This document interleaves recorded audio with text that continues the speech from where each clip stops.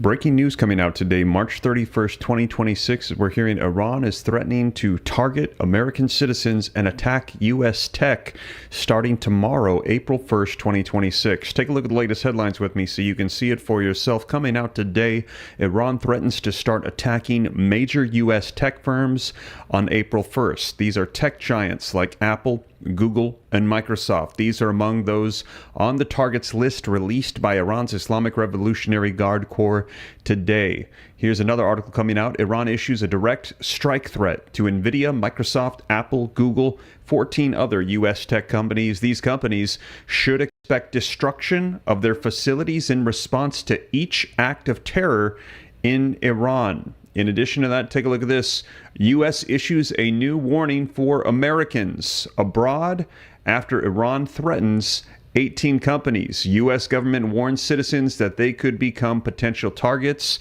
They're saying any American citizens around the world, this has been a global alert. You are on notice of potential targeting for attacks, especially if you are abroad or if you are in the Middle East. Now, here's another article coming out. Islamic Revolutionary Guard Corps threatens U.S. companies across the Middle East. 18 companies listed in the IRGC's threat, including Microsoft, Google, Apple, Intel, IBM, Tesla, and Boeing. Now, this comes as, take a look at this coming out today as well. We're hearing Donald Trump saying to European nations, get your own oil. Trump launches a tirade against Europe for not joining the Iranian war. Many countries in Europe, they have called the conflict illegal, with some blocking Israeli and U.S. planes from moving weapons through their airspace. Trump saying, do it yourself. If you like the sound of that and you appreciate Donald Trump, drop a 47 in the comments for support for the Trump administration. And in addition to that, overnight, we are hearing U.S.-Israel airstrike obliterates Iran's missile depot with 2,000-pound bunker buster. Donald Trump shared unverified footage of massive blasts and fire in Isfahan as tensions with Iran escalated further. Let me know, did you see this video footage? It was circulating around social media this morning. If you saw it, put yes. If you didn't, put no. But we're going to be taking a look at the video footage in this live stream so that way you can see the latest. And we're hearing that right now they are warning that our tech could be under attack. So we'll see. They're saying it's going to be as soon as tomorrow, which is April 1st. So April 1st, if you're having issues, that could be the problem. Now, we're going to be keeping an eye on it. I'm going to get you caught up on all the details, all the information that's coming out on this, so that way you can see it for yourself and know exactly what's going on. Now, speaking of tech, let me know your thoughts on this. Do you think that tech is important to our everyday lives at this point? And do you think that we need protection for our children? Do you think that we need to safeguard it? Because do you find yourself on it late at night? Well, what we're hearing is right now, there was a court case that happened not too long ago where they're saying, yes, they've acknowledged the fact that there are addictive behaviors associated with tech, and they're saying we need to put safeguards in place for our children. Now, if you agree that we need to protect our kids and stop any addictive social media designs and just put some safeguards in place, it's very simple. I've partnered with change.org. So if you want to protect kids, if you find yourself even scrolling late at night more than you should, take a look at this. It's linked in the comments, and sign the petition just to help push for change. It just takes 10 seconds. It's very quick. If you could click the link, sign it. We're trying to push to see changes made to protect our children. So wanted to mention that this is made available by change.org, trying to push to help protect our kids on social media. Let me know, do you think we need these protections in place? We need to watch what our kids are watching, but we also need to make sure we're protecting them and watching the companies and have safe places, safe things in place for our children. But with that being said, let's take a look at the threat right now that is going on with potential attack against our tech. We're hearing this coming out from Iran today against major companies, and they're saying as soon as tomorrow to watch out for these attacks. Now, also, do me a favor before we dive in, hit that like button if you appreciate the live stream feeds. Subscribe to stay up to date. It's totally free. And as you guys know, here on the channel, I cite all the sources. So everything that I'm going to be referencing, it's linked down in the description so you can read it for yourself, along with the petition to keep our children safe as well. But let's go ahead and take a look at this article. It says Iran issues a direct strike threat to NVIDIA, Microsoft, Apple, Google, 14 other U.S. tech companies. These companies should expect destruction of their facilities in response response to each act of terror in Iran. And let us hope that it does not disrupt our abilities tomorrow. Let's take a look at this. Iran's Islamic Revolutionary Guard Corps has issued a direct strike threat to a slew of U.S. tech companies, including GPU giant NVIDIA, Microsoft, Apple, Google, Meta, IBM, Cisco, and Tesla, just days after the regime identified the companies as legitimate targets. As reported by CBS News, the IRGC issued an update and more direct threats via Telegram on Tuesday today. So again, this just coming out today, these threats against tech.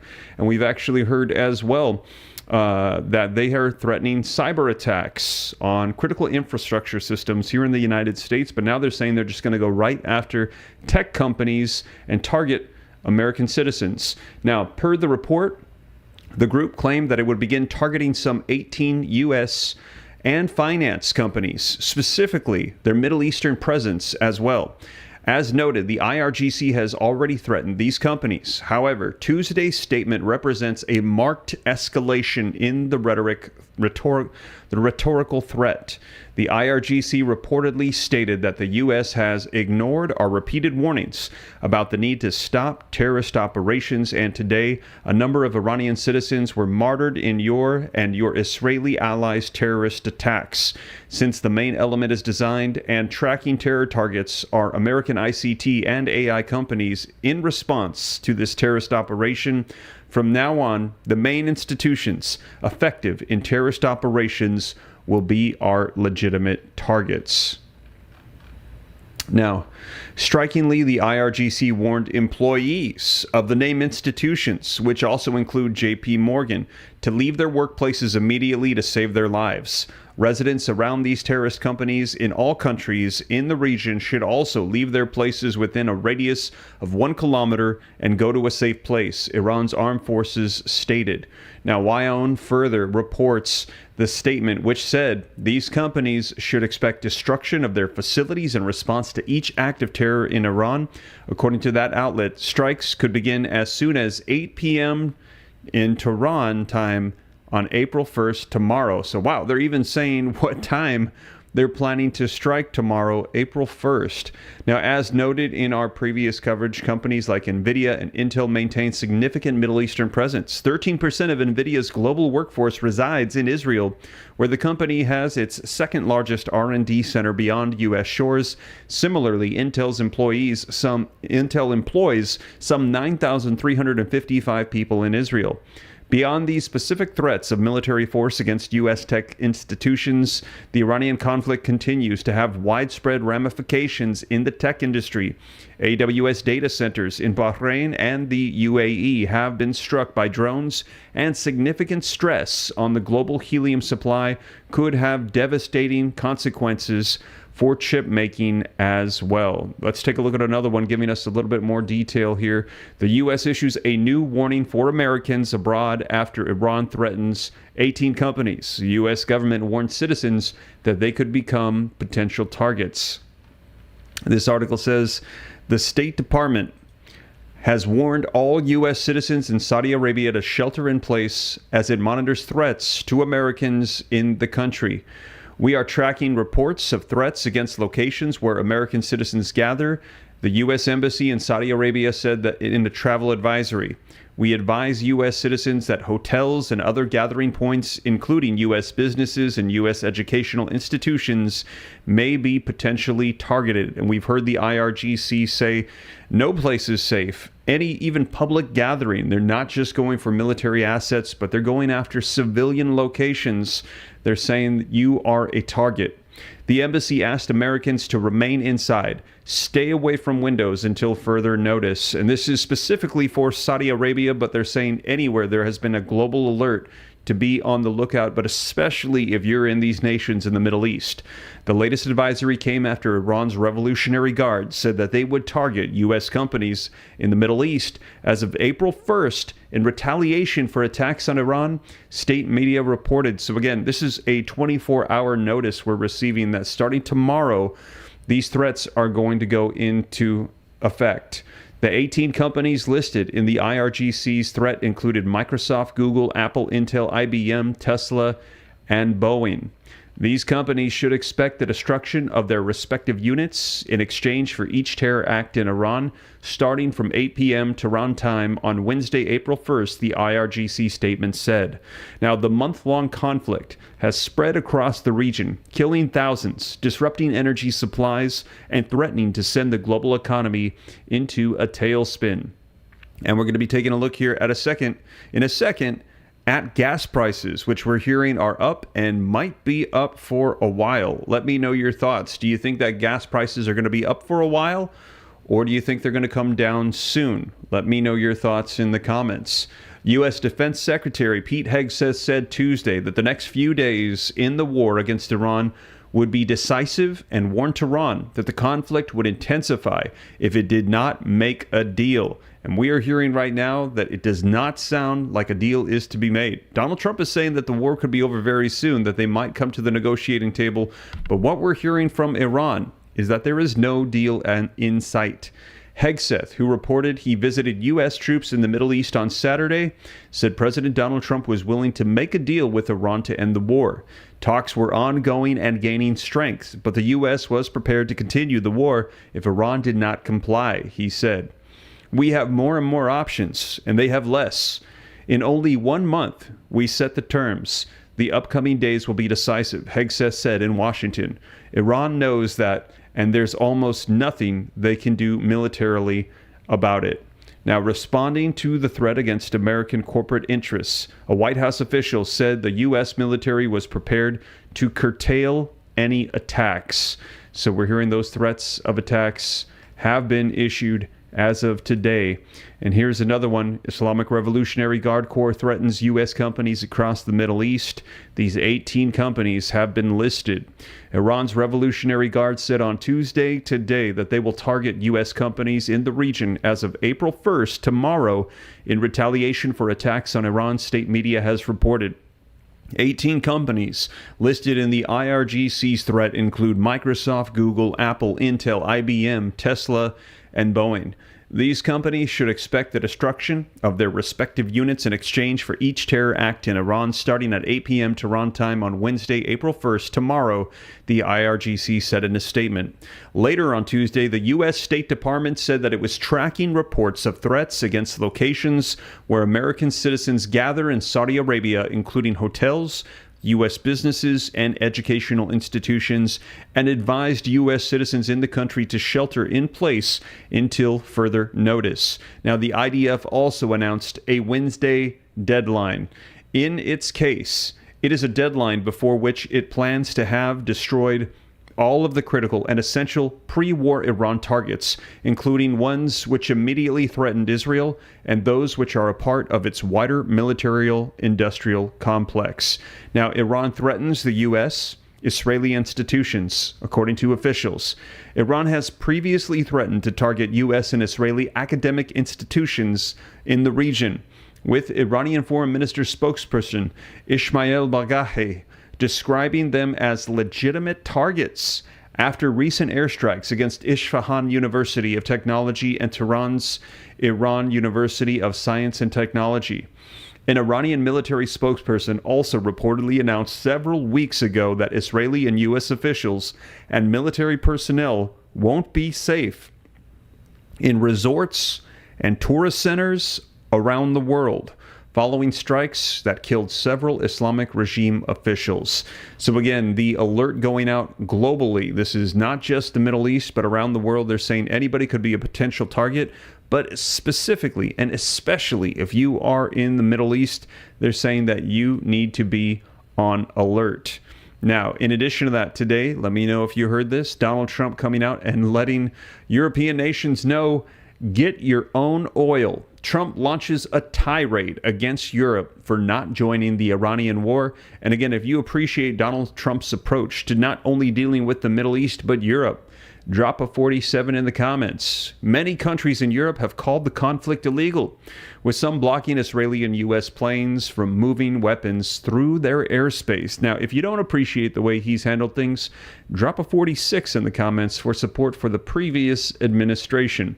But let's take a look at this here. Coming out today, Donald Trump has launched a tirade against European countries that refuse to join his war against Iran, calling out the UK and France as transatlantic relations soured from the spiraling conflict that has wreaked havoc on the global economy. On his Truth Social website, the U.S. president told governments worried about fuel prices to go get your own oil by force from the Gulf, comments that sent oil prices even higher. Now, in a tentative sign of a more proactive European pushback to the war, it was revealed on Tuesday today that France had blocked Israeli planes from flying weapons through its airspace, while Italy refused last-minute permissions for U.S. bombers to land in Sicily. Now, Spain has already denied the U.S. use of its bases and airspace for the war. And on Tuesday, today, Madrid's defense minister said that the country would not accept lecture from anyone. The UK, meanwhile, has allowed the US to use its bases for a war its government says is illegal, but has nonetheless received public admonishment from Trump. In his Tuesday post, Trump said, all of those countries that can't get jet fuel because of the Strait of Hormuz, like the United Kingdom, which refuses to get involved in the decapitation of Iran, they should buy U.S. oil instead. He suggested they should also build up some delayed courage, go to the Strait, and just take it. The U.S. Secretary of Defense Pete Hegseth repeated the call, saying there were countries that ought to be prepared to step up on this critical waterway as well. Now, last time I checked, there was supposed to be a big, bad Royal Navy that could be prepared to do things like that as well, Hegseth said, calling out the UK during a press conference on Tuesday morning today. Plans to control the Strait of Hormuz by force are widely considered high risk and unrealistic, and European countries have been working for years on plans to buy more U.S. oil. In a separate post, Trump criticized France because it wouldn't let planes heading to Israel loaded up with military supplies fly over French territory, writing that the country has been very unhelpful. The office of the French President Emmanuel Macron said that it was surprised by Trump's tweet, saying Paris has not changed its position since day one on the war. Global frustration with the economic fallout is growing. The Irish Taoiseach Michel Martin said on Tuesday that the oil supply shock caused by the U.S.-Israeli attack on Iran was probably the worst ever, with average U.S. gas prices passing $4 a gallon for the first time in 4 years. Trump now also faces the prospect of a domestic backlash to a one-month conflict he is unable to end with violence, threats, or flattery. While Washington has said it is negotiating hard with Iran to reach a deal, Tehran's ruling regime has been lukewarm, seeing the crisis as an existential fight. Now, on Tuesday, the Iranian President Mossad Pezeshkian said Iran had the necessary will to end the war, provided that essential conditions are met. In particular, guarantees that the conflict would not be repeated. Now, spot prices from Brent crude dropped below $104 a barrel for the first time since Friday on Pezeshkian's remarks as markets rallied on even the outside potential for negotiations to end the war. Trump on Tuesday also told NBC News the war was coming to an end, although he did not say how that would happen. Now, on Tuesday, blasts were heard in Saudi Arabian capital Riyadh, and Tehran attacked a fully loaded Kuwait oil tanker in the Gulf. U.S. strikes also hit the city of Isfahan, home to one of Iran's main nuclear sites, sending a huge fireball into the sky. And like I said, we're going to be taking a look at that footage here in just a second. The U.S. announced that it had begun using B-52 bombers to strike targets in Iran, indicating a level of air superiority over Iran that would allow the military to operate without fear of pilots being shot down. The conflict has killed more than 3,000 people, and governments outside the region are focused on the economic shocks at a time of high inflation, slow growth, and a cost of living crisis in many countries. Trump has been openly upset with Iran closing off the Strait of Hormuz, even though the closure was widely predicted, even before the war, if there were an all-out assault on Tehran. Now, Pope Leo expressed hope on Tuesday that the conflict would be over by this weekend. I'm told that President Trump has recently stated that he would like to end the war, he told reporters. I hope that he's looking for an off-ramp. The U.S.-born pontiff called on all world leaders to identify ways to reduce the amount of violence so that peace, especially at Easter, might reign in our hearts. So, man, let me know your thoughts in the comments. We're seeing a lot of threats being issued back and forth, and we're hearing that potentially this could slow down. The Pope is asking for some form of peace, but we're hearing that things have just been escalating significantly in the last 24 hours. Take a look. U.S.-Israeli airstrikes obliterate Iran's missile depot with a 2,000-pound bunker buster.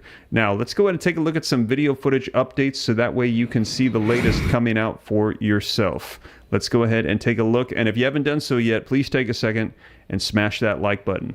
Breaking a moment ago, the State Department is warning Americans in Saudi Arabia now to exercise increased caution and shelter in place, telling U.S. government employees to shelter in place as well. This is the Secretary of War, Pete Hegseth, doubling down on President Trump's demand that European allies who were not consulted in advance of Operation Epic Fury now join the campaign, the U.S. campaign, to reopen the Strait of Hormuz. Listen. This is an international waterway that we use less than most, in fact, dramatically less than most.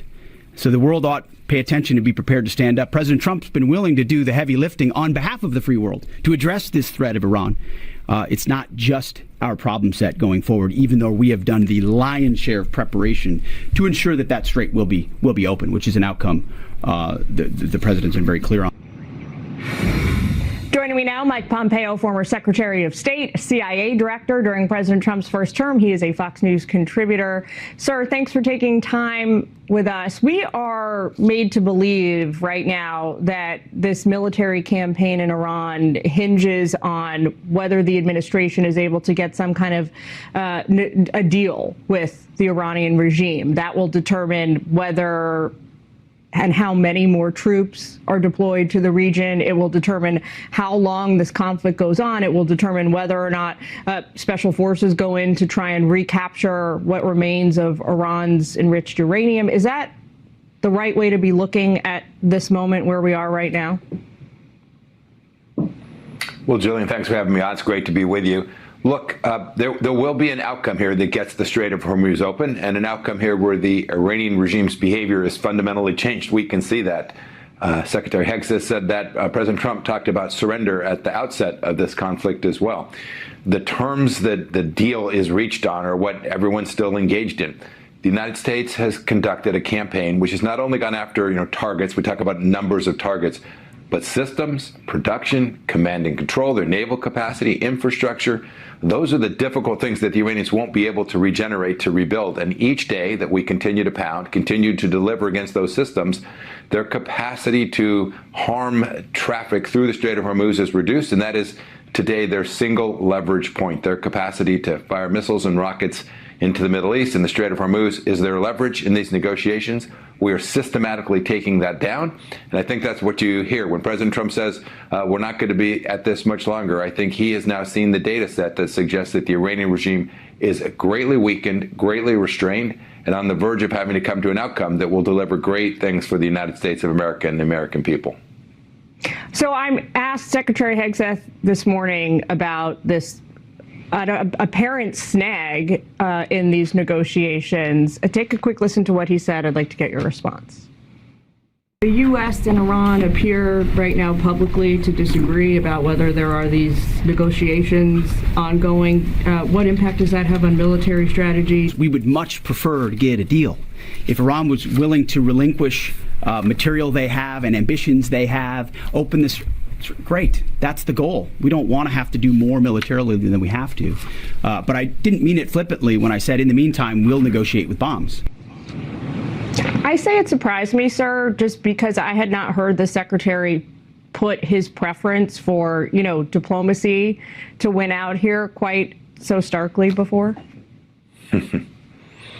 Yeah, Jillian, I think he said it pretty clearly, though, whether you're the Secretary of War or, as I was, the Secretary of State, who was America's chief diplomat, no one likes war. No one wants to fight. Everybody wants to get an outcome in a peaceful resolution. But I think Secretary Hegseth and President Trump and Secretary Rubio, too, they're wide-eyed. They understand that this is a theocratic regime full of a bunch of knuckleheads who don't think about the world the same way we do and have threatened the United States of America for decades. And so it was a requirement to take down their nuclear capabilities through military force and to now put pressure on them such that there's even the contemplation that diplomacy could ultimately lead to a peaceful outcome. Sounds like they have all concluded, however, that there's more work to do. I welcome the fact that the United States is both fighting and talking at the same time. That's the right answer. And continued pressure on the systems and means of production inside of Iran will deliver the outcome that Secretary Hegseth was speaking to today. Do you think there is a way for the United States to leave behind what is left of the enriched uranium? We are led to believe, buried very deep underground, very difficult to reach, very dangerous to try and get it. Is there a way to leave that behind and still fulfill this core military objective, which General Kane reiterated today, which is to ensure that Iran is never able to have a nuclear weapon? Goodness, well, never's a long time. But if the question is, can we set them back for decades? I think we may well have already achieved that. It is very important to be able to identify the location and secure that uranium. So to your point, it's imaginable that you could come to such a solution, but the far more likely outcome is that someone will deliver the known highly enriched uranium to a safe and secure location, whether we have to go get that ourselves or we have an Iranian leader who hands that over to a secure location. I think we're yet to be seen. I think President Trump would prefer the latter. But make no mistake about it. The fact that they have this highly enriched uranium that is literally weeks, if not days, from being able to be placed in a way that would be weapons grade, that is an unacceptable outcome given the objectives that President Trump has laid out for weeks now. There you have it, you guys. Now, let me know your thoughts in the comments. Do you think that the United States needs to go into Iran, boots on the ground, ground invasion? We've been hearing that this has been coming, and go get that enriched uranium that they're discussing. Now, we've heard that they have enough enriched uranium at 60% enrichment that, as you heard him say, is likely only weeks or maybe days away from getting to 90% to nuclear warhead status. That they have so much that they would be able to have around 11 nuclear warheads, they're saying. Do you think we need to go in there and get that enriched uranium? If you think so, put yes. If you think no, put no. Some people say yes, we need to get it. We cannot live in a world where Iran has the potential for a nuclear weapon.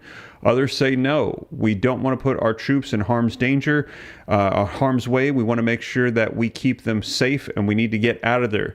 Let me know your thoughts in the comments. But let's take a look at some more updates that have been coming out here as well, as we're hearing that Trump has also, as I shared with you, issued a new ultimatum to Europe, saying, go get your own oil. I'm doing all the work here, trying to open up the Strait of Hormuz. If you're suffering, well, why don't you go ahead and address the issue yourself? Let's take a look. Tons of video footage coming out today on these updates. First, we go to Trey Yingst. He is live in Israel with the very latest. Trey, good morning.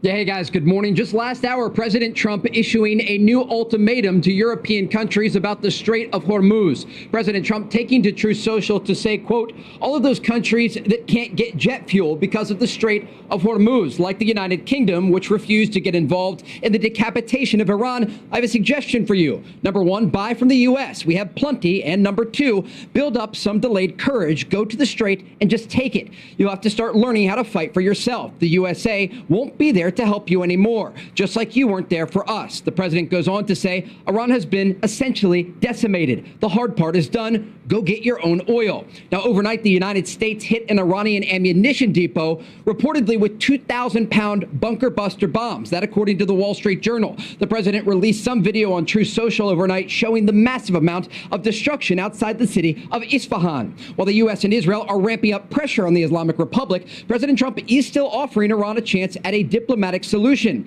Iran has continued its ballistic missile attacks against Israel with 2 waves targeting central Israel last night and another 2 cluster munition strikes this morning against Tel Aviv. With a focus on Iran, Israel has expanded ground operations against Hezbollah in southern Lebanon. The military says dozens of militants were killed there in recent days.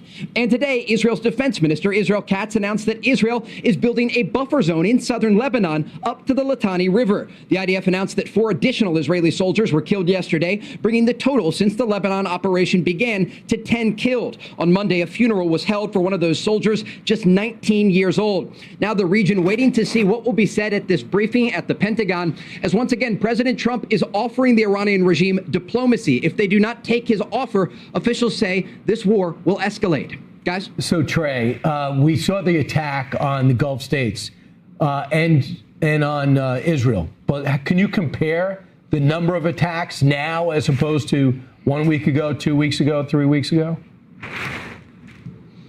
The U.S. and Israeli campaign against the Iranian regime has been very successful in going not just after the launching positions of these missiles and drones, as we've seen in new video from U.S. Central Command, but also, importantly, going after the production sites. What President Trump is ordering here is a decapitation not only of Iran's military leadership, but also of their production lines, so that in the future they're not able to threaten U.S. forces or allies across the region. And we have seen those videos of decimation to the Iranian regime. This is a very large country, though, and that is part of the reason that these strikes continue, often on an hourly basis. And despite the fact that the Iranians can still get off ballistic missile fire and drone attacks against Israel and Gulf countries, their ability to do so and to resupply has been destroyed.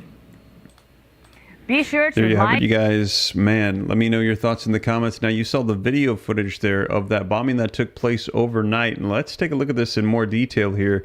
U.S.-Israel airstrikes obliterates Iran's missile depot with a 2,000-pound bunker buster. So they're going after those missiles. And this comes after we saw that those missiles have the capabilities of going more than 2,500 miles as we saw them launched from Iran towards Diego Garcia, which means that all of Europe is within range. And in addition to that, we heard the warnings for the homeland, for America, U.S. soil.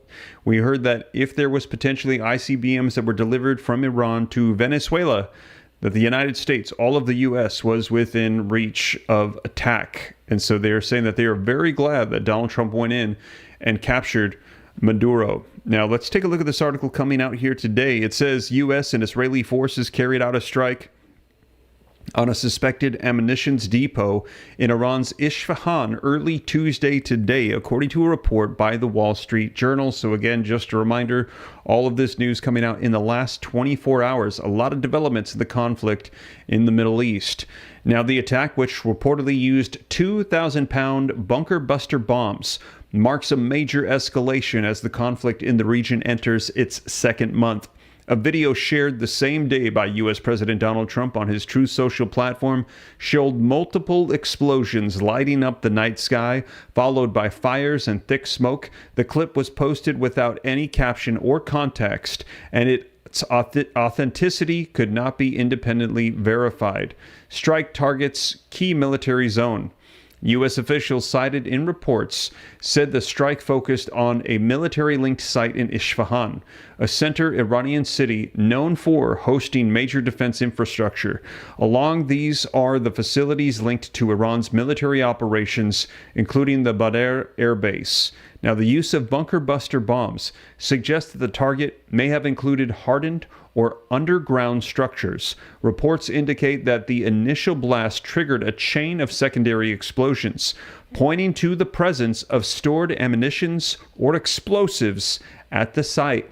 Witness accounts describe powerful shock waves and fireballs spreading across parts of the city shortly after the strike. These secondary blasts added to the scale of destruction and raised concerns about the extent of the damage in the area.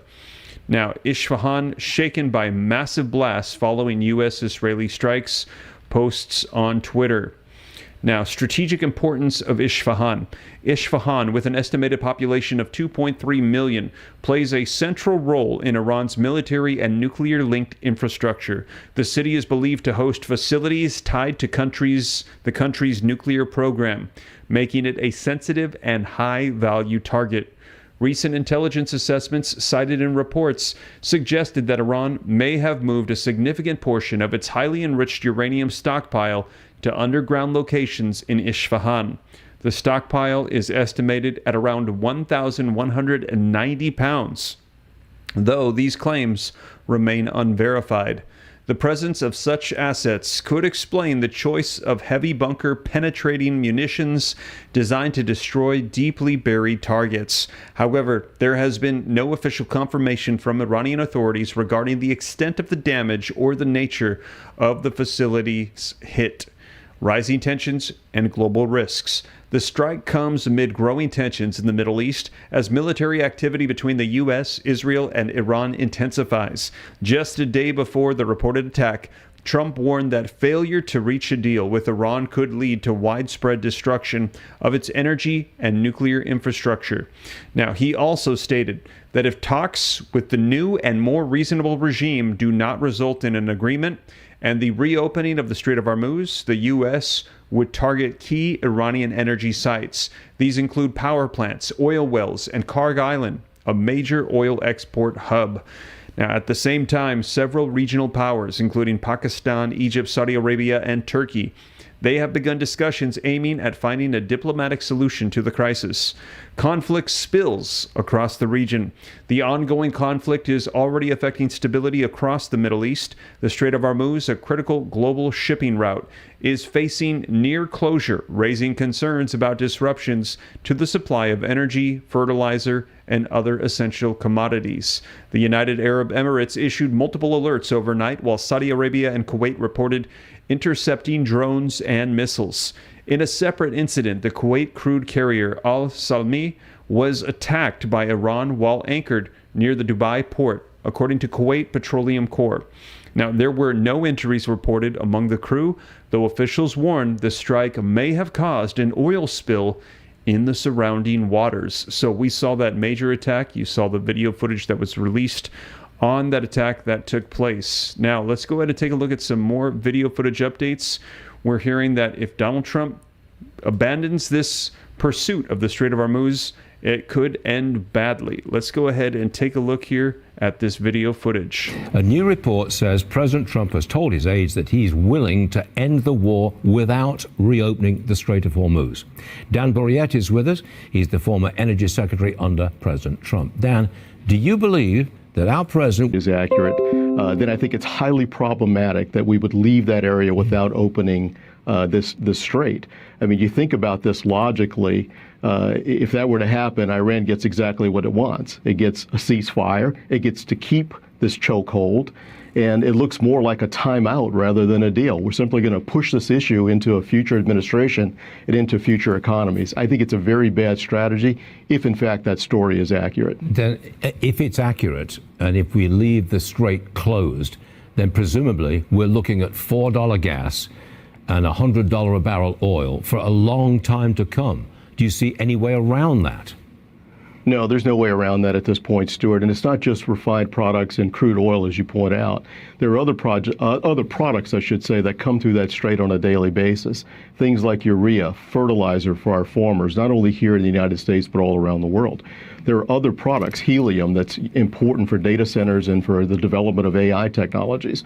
All of those things come through the strait. That's why I find it hard to believe that the ultimate strategy would be to leave the area and leave Iran with the ability to control that strait. I mean, if some have pointed out in other stories, I applaud what the president's done. I applaud what the administration's done in taking care of the nuclear issue, the weapon issue. But look, if we're going to leave the area and allow them to maintain control over the Strait of Hormuz, any country that controls 20% of the world's oil supply or oil flow maybe doesn't even need a nuclear weapon. Wow, there you have it, you guys. Man, let me know your thoughts in the comments. Another perspective that essentially is saying, finish the job. We've heard that from quite a few people. They're saying, go in, wipe out the IRGC, take away all of their power. Other people saying, no, don't put our troops in harm's way. Go ahead and end this where it's at right now. Let me know your thoughts in the comments. But as we mentioned, Trump has put all of Europe on notice as well, and that's why there's the concern. What if he just walks away and tells Europe, you're out of luck? Let me know your thoughts in the comments, and let's take a look at some more video footage giving us details on the latest. Maximum pressure on Iran. U.S. Central Command releasing new video of brand new strikes on targets inside that terror nation. U.S.-Israel joint operation zeroing in on the mission to degrade Iran's military capabilities and strike at the heart of that regime's nuclear weapons ambitions. Not losing sight, that is the mission. I'm Harris Faulkner. You are in the Faulkner Focus. The Pentagon with a new update this morning on Operation Epic Fury. President Trump is doing what no other president had the guts to do. Previous presidents were all talk. He's all action. On the battlefield, because of the latitude the president has given us, American firepower is only increasing. Iran's decreasing. We have more and more options, and they have less. Just 1 month in, only 1 month, we set the terms. But if Iran is wise, they will cut a deal. President Trump doesn't bluff, and he does not back down. President Trump posted video. We went after Iran's main nuclear sites inside their third largest city. Our military took out an ammunition depot. Look at your screen. This is Isfahan. And it sent a massive fireball into the sky. U.S. forces reportedly used 2,000-pound bunker busters there. And here is the CENTCOM commander, Admiral Brad Cooper. We don't see their Navy sailing, we don't see their aircraft flying, and their air defense and missile defense systems have largely been destroyed. Former Army Special Operations Intelligence Analyst Brett Velikovich joins me with new analysis in moments. I want to begin with senior White House correspondent Peter Doocy, kicking off our coverage from the North Lawn. Peter. And Harris, here at the White House, the plan is changing a little bit, but the objective remains the same. The Straits of Hormuz will be open. When this operation is over, it will be open, and it'll be open one way or another. One of those ways, just like countries that use the Strait of Hormuz, take it. President Trump just said, all of these countries that can't get jet fuel because of the Strait of Hormuz, like the United Kingdom, which refused to get involved in the decapitation of Iran, I have a suggestion for you. Number one, buy from the U.S. We have plenty. And number two, build up some delayed courage, go to the Strait and just take it. You have to start learning how to fight for yourself. The USA won't be there to help you anymore, just like you weren't there for us. Iran has been essentially decimated. The hard part is done. Go get your own oil. The president also wrote, the country of France wouldn't let planes headed to Israel loaded up with military supplies fly over French territory. France has been very unhelpful with respect to the butcher of Iran, who has been successfully eliminated. The USA will remember. And then there's this question of who is actually helping the other side. Pete Hegseth, War Secretary, this morning. As far as Russia and China, we know exactly what they're doing, what they are or are not doing. We don't have to air publicly what all of that is, but where necessary, we're addressing it, we're mitigating it, or we're confronting it head on. But publicly, the president and the rest of his team seem a lot less focused on telling China and Russia what to do, what not to do. They are a lot more keen on telling Europe that it's week 4 of a 4 to 6 week plan, and that it is time for them to start figuring out how they are going to step in moving forward. Harris. Peter, thank you for getting us started this morning. And focus now, Brett Velikovich, a former Army Special Ops Intel analyst and a Fox News contributor. First of all, I want to start with where we are and what the president is saying now to these countries. That, you know, you can get involved or go get your own oil. We don't depend on the Strait of Hormuz as much as others. Well, yeah, you're exactly right. And look, strength is what's going to create the conditions for diplomacy. You're not going to get better behavior from bad actors like Iran by asking nicely. You get it by making the costs of bad behavior just unbearable. And when countries hesitate to support U.S. operations, whether it's airspace access or political backing, it actually reinforces for me why American leadership matters the most, because at the end of the day, no one else can keep critical waterways open or deter state sponsors of terrorism and stabilize global markets at scale like the U.S. can. That's not arrogance, that's reality. When things get dangerous, the world doesn't call a committee, it calls America. And I think what's very interesting to me is, as we're seeing with Epic Fury, it's a very clear reminder that, in decades, America power still means something when it's actually used with conviction. U.S. Central Command sent a message with this 2,000-pound bunker-busting bomb. If you want to threaten Americans' interests, we're not going to send memos. We're going to take you guys out. And what's even more telling, Harris, is how quickly the Iranian regime seems to be fracturing under pressure. You've got now this newly elected supreme leader who's issuing these rare statements, morning commanders like the IRGC Navy chief.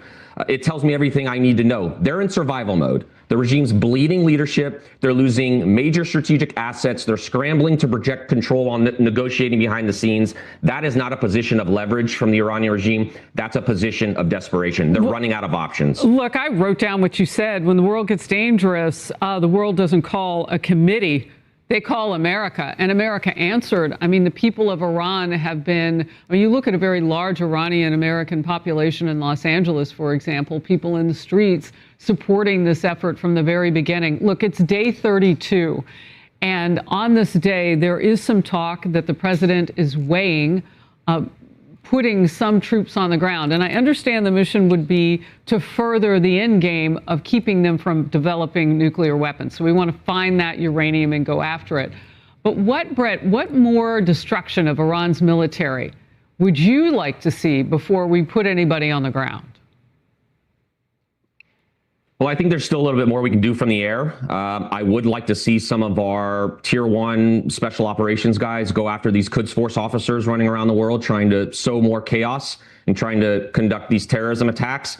I think that we need to look at strategically what Iran's plan is right now. I think that Iran understands it cannot win a conventional fight against the United States, but that's not their objective right now. Their objective is endurance. They want to preserve enough of their nuclear capability to remain a long-term threat while raising the cost of any U.S. action high at home.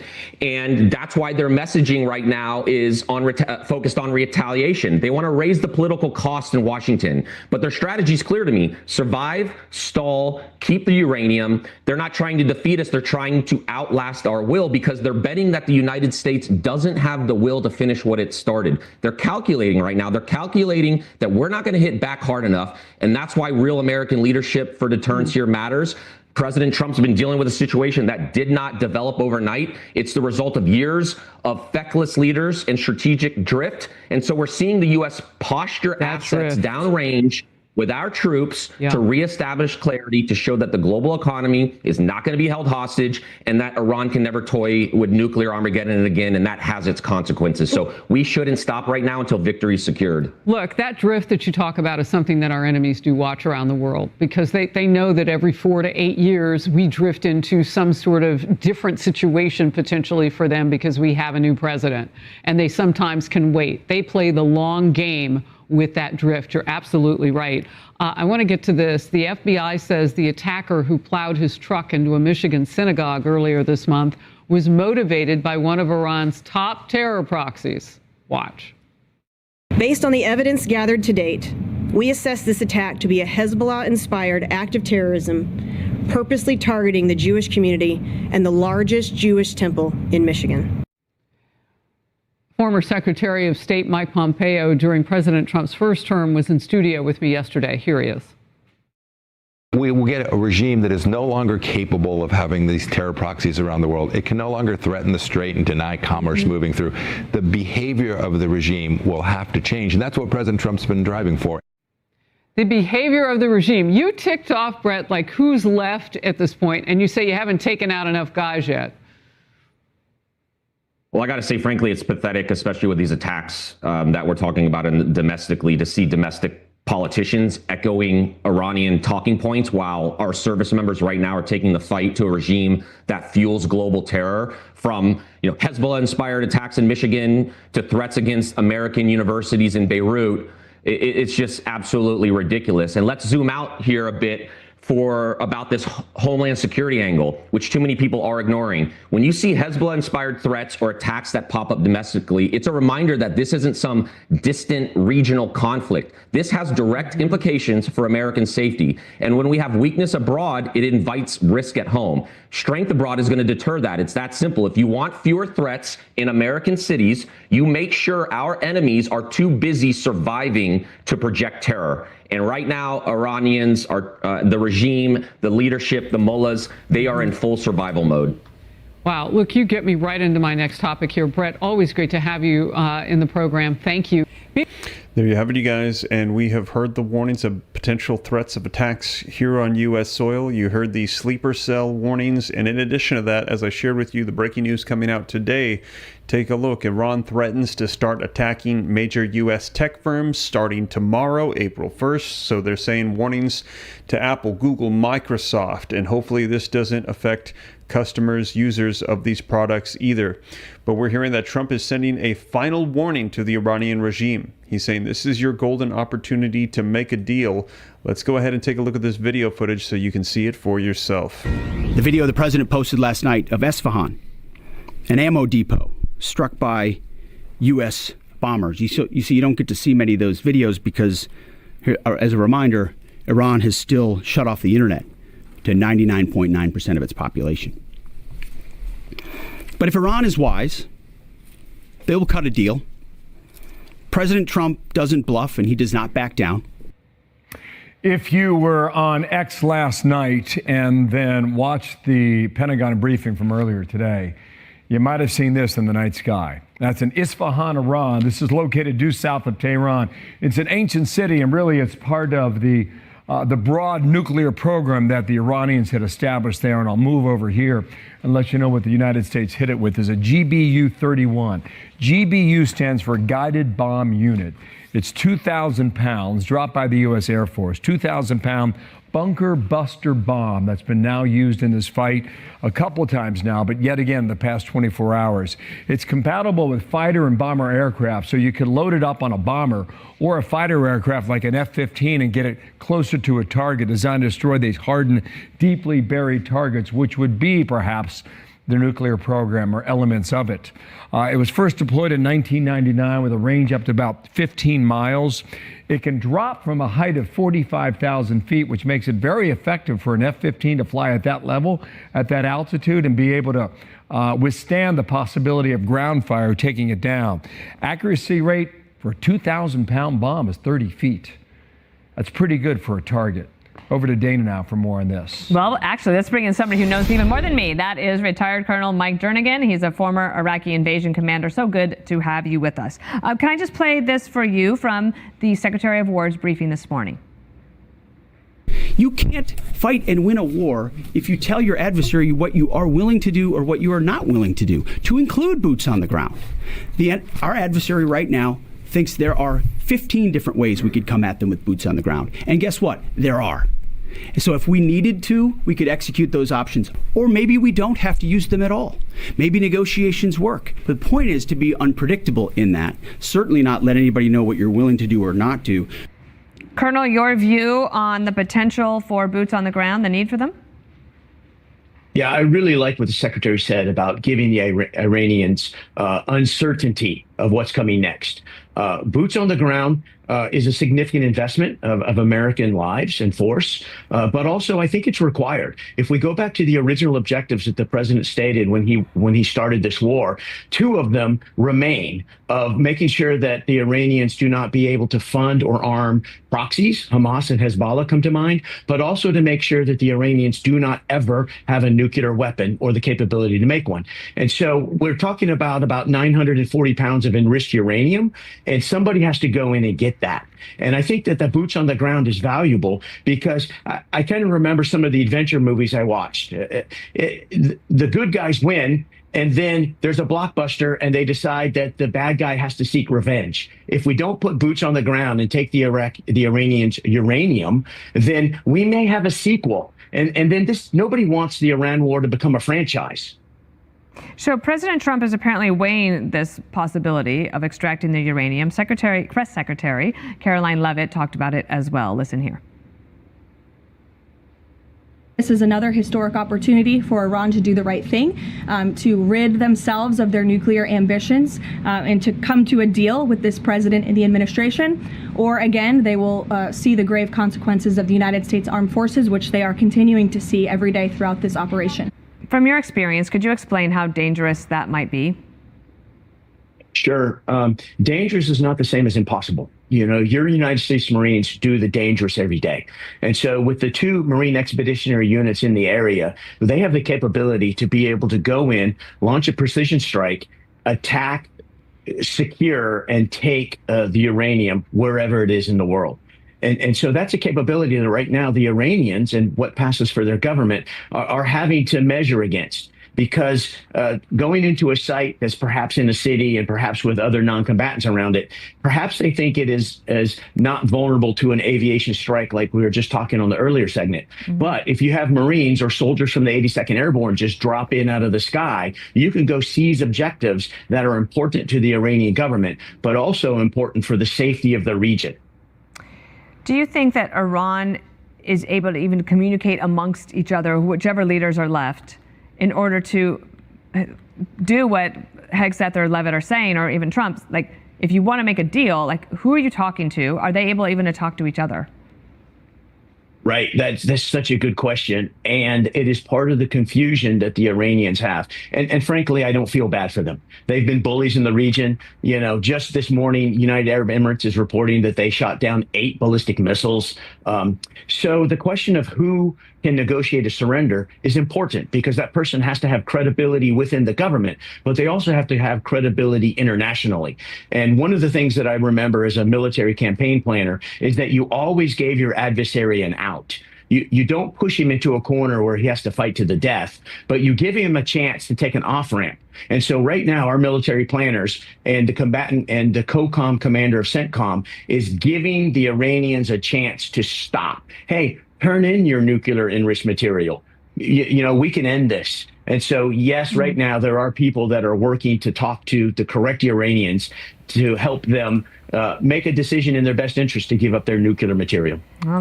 There you have it, you guys. Man, and let me know your thoughts in the comments. We saw that list of Iran's demands, requirements for a ceasefire. Let me see if I can scroll back here and take a look at that. Guarantee that it won't be attacked again. Full sanctions relief. Compensation for the war. A new payment system for the Strait of Hormuz, and the removal of U.S. bases in the region. Let me know your thoughts in the comments. Do you think that Iran is going to get these demands? They're saying that they're not going to stop unless they get this. Donald Trump is saying that if we don't get some sort of an agreement soon, that they are going to annihilate, obliterate was the exact word that Trump used, the IRGC. Now, in addition to that, we're hearing, though, that as long as this goes on, this is going to be hurting gas prices. Let me know, have you felt it at the pump? We're hearing that this might sustain for a while. And after the threat that Trump issued today to European nations to go get it yourself, there's concerns that this might hold out longer, as we saw those gas prices getting hurt even more. As a result of that, stock markets, a lot of things shifting in the economy.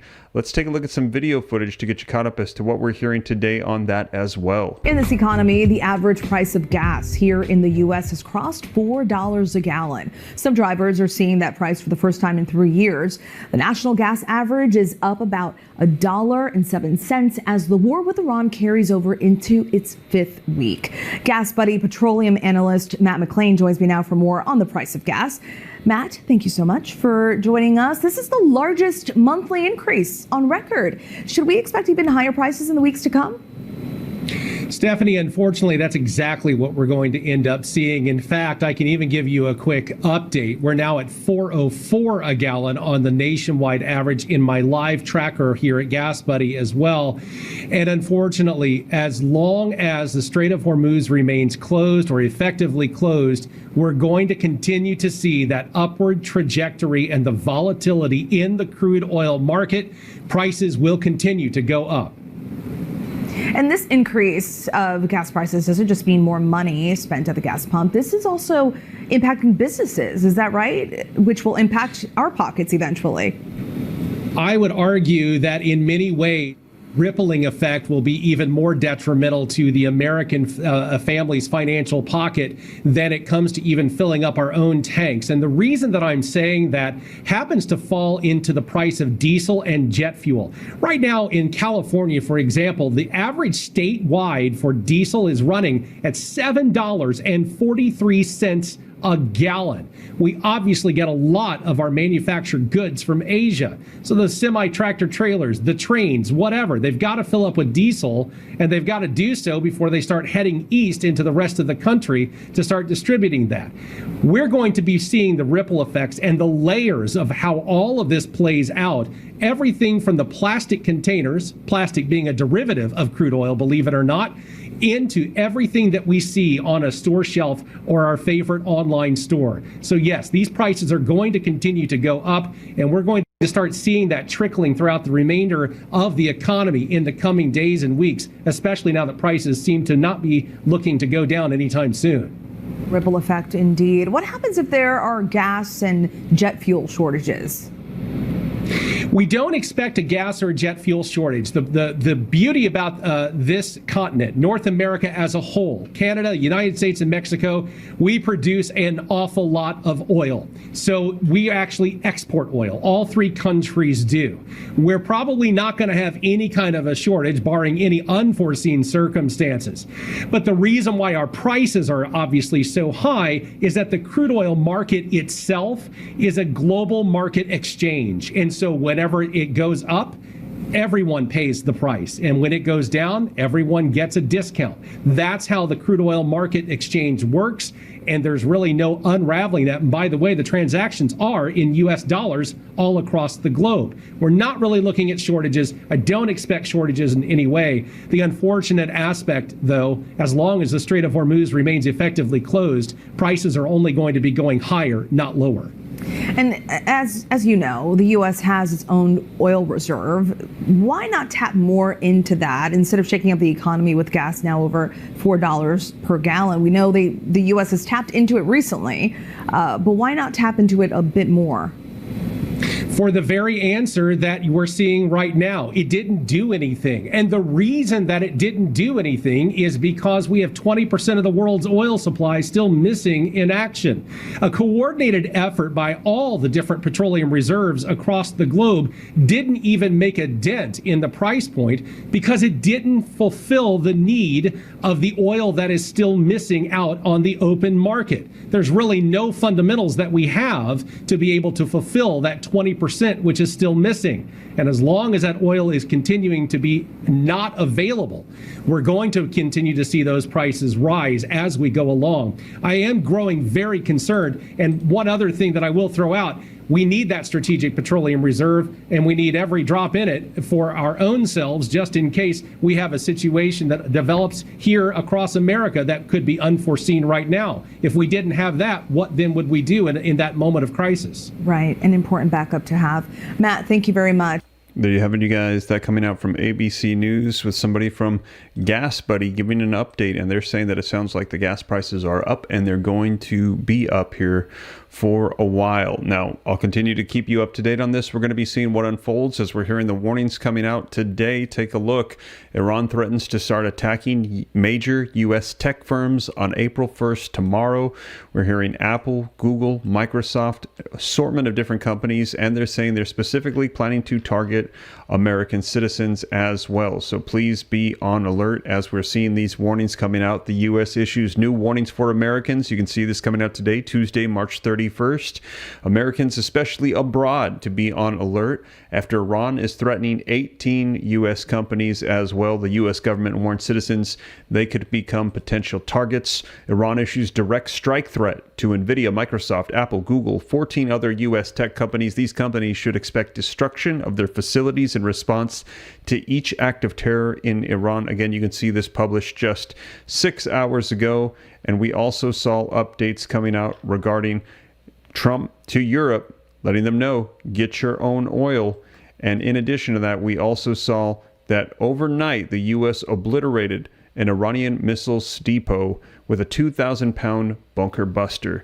So a lot of developments that have been coming out, you guys. I'll be sure to keep you up to date. Hopefully we don't see any disruptions or major issues tomorrow. However, Iran is threatening to hit up various U.S. tech companies. Now, in addition to that, as I mentioned, if you find yourself stuck on social media, we recently saw just a couple of days ago that there was a lawsuit that took place where somebody was awarded millions of dollars and they said they were addicted to social media. And we're hearing that social media, they're not denying these claims. They're saying that they're trying to target to get you on longer. Let me ask you, do you find yourself late at night scrolling? Well, they're saying, well, it's one thing for adults, but it's another thing for kids. And we want to make sure that we put safeguards in place for our children. So if you have not done so yet, I have pinned in the comments a link to a petition with change.org to protect our kids from addictive social media design.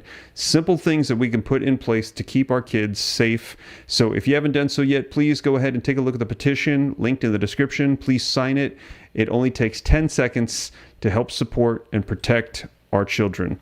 So that is the latest, though, you guys. A lot of developments in the last 24 hours. Today, March 31st, 2026. Warnings coming out about potential threats of attacks tomorrow.